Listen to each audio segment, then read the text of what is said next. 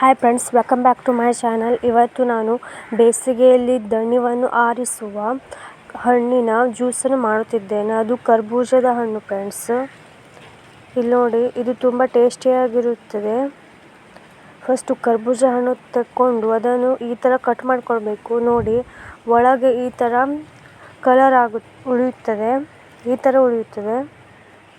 ನಂತರ ನೋಡಿ ಫ್ರೆಂಡ್ಸ್, ಈ ಥರ ಹೀಗೆ ಉಳಿಯುತ್ತೆ. ಇದೇ ಕರ್ಬೂಜ. ಇದ್ರ ಬೀಜ ಎಲ್ಲ ಚೆನ್ನಾಗಿ ಎಲ್ಲ ತೆಕ್ಕೊಳ್ಬೇಕು.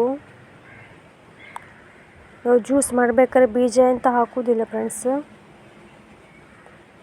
ಇಲ್ಲಿ ನೋಡಿ, ಇದರದ್ದು ಸಹ ತೆಕ್ಕೊಳ್ತಿದ್ದೇನೆ.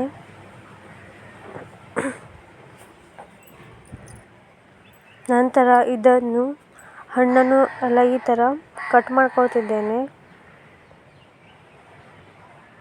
ಇದು ತುಂಬ ರುಚಿಯಾಗಿ ಉಳಿಯುತ್ತೆ ಫ್ರೆಂಡ್ಸ್. ಇದು ನಮ್ಮ ದೇಹಕ್ಕೆ ತುಂಬ ತಂಪು ನೀಡುತ್ತೆ. ಬೇಸಿಗೆಗಾಲದಲ್ಲಿ ಈ ಜ್ಯೂಸನ್ನು ಕುಡಿದ್ರೆ ನಮ್ಮ ದೇಹಕ್ಕೆ ತುಂಬ ಒಳ್ಳೆಯದು. ನಾವು ಆರೋಗ್ಯವಾಗಿ ಉಳಿಯುತ್ತೇವೆ.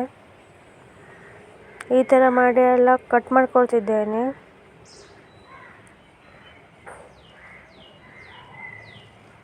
ನಂತರ ಇದನ್ನು ಒಂದು ಮಿಕ್ಸಿ ಜಾರಿಗೆ ಹಾಕಿ ಚೆನ್ನಾಗಿ ಇದನ್ನು ಅರ್ಕೊಳ್ತಿದ್ದೇನೆ. ನಂತರ ಇದಕ್ಕೆ ಏಲಕ್ಕಿ ಹಾಕಿದ್ದೇನೆ.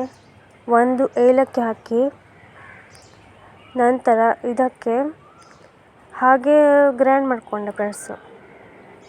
ಇದನ್ನು ಚೆನ್ನಾಗಿ ಸ್ಮೂತಾಗಿ ಗ್ರೈಂಡ್ ಮಾಡಿಕೊಂಡೆ. ಒಂದು ಟೋಪಿಗೆ ಹಾಕ್ತಿದ್ದೇನೆ.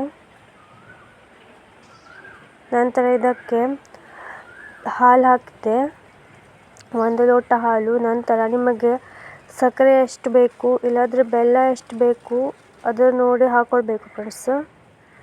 ಮತ್ತು ಸ್ವಲ್ಪ ಹಾಲು ಹಾಕಿದೆ, ಅರ್ಧ ಕಪ್ಪು. ಚೆನ್ನಾಗಿ ಮಿಕ್ಸ್ ಮಾಡ್ಕೊಳ್ತಿದ್ದೇನೆ. ಇಲ್ಲಿ ನೋಡಿ ಫ್ರೆಂಡ್ಸ್, ಈ ಥರ ಮಾಡಿದ್ರೆ ನಮ್ಮ ಜ್ಯೂಸ್ ರೆಡಿ ಫ್ರೆಂಡ್ಸ್. ಇದು ತುಂಬ ಟೇಸ್ಟಿಯಾಗಿರುತ್ತೆ friends. Thank you for watching.